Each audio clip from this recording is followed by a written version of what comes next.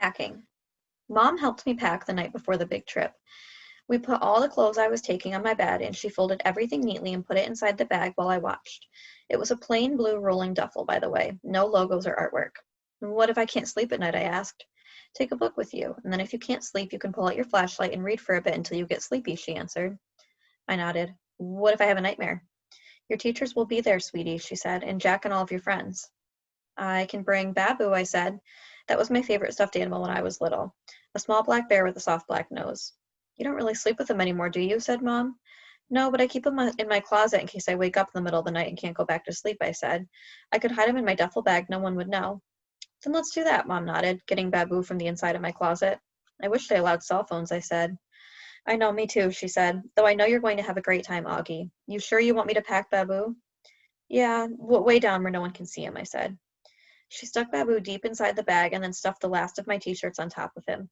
So many clothes for just 2 days. 3 days and 2 nights, I corrected her. Yep, she nodded, smiling. 3 days and 2 nights. She zipped the duffel bag up and picked it up. Not too heavy, try it. I picked up the bag. Fine, I shrugged. She sat on my bed. Hey, what happened to your Empire Strikes Back poster? Oh, I took that down ages ago, I answered. She shook her head. Huh, I didn't notice that before. I'm trying to, change my image a bit, I explained. Okay, she smiled, nodding like she understood. Anyway, honey, you have to promise me you won't forget to put on the bug spray, okay? On the legs, especially when you're hiking through the woods. It's right here in the front compartment. Uh-huh. And put on your sunscreen, she said. You do not want to get a sunburn. And I repeat, do not forget to take your hearing aids off when you go swimming. Would I get electrocuted? No, but you'd be really in hot water with Daddy because those things cost a fortune, she laughed. I put the rain poncho on in the front compartment too. Same thing if it rains, Augie, okay? You have to cover the hearing aids with the hood. Aye, aye, sir, I said, saluting her. She smiled and pulled me over. I can't believe how much you've grown up this year, Augie, she said softly, putting her hands on the sides of my face. Do I look taller? Definitely, she nodded. I'm still the shortest in my grade. Yeah, I'm not really talking about your height, she said. Suppose I hate it there? You're going to have a great time, Augie. I nodded. She got up and gave me a quick kiss on the forehead. Okay, so we need to go to bed now. It's only 9 o'clock, Mom. Your bus leaves at 6 a.m. tomorrow. You don't want to be late. Come on, chop chop. Are your teeth brushed? I nodded and climbed into bed. She started to lie down next to me.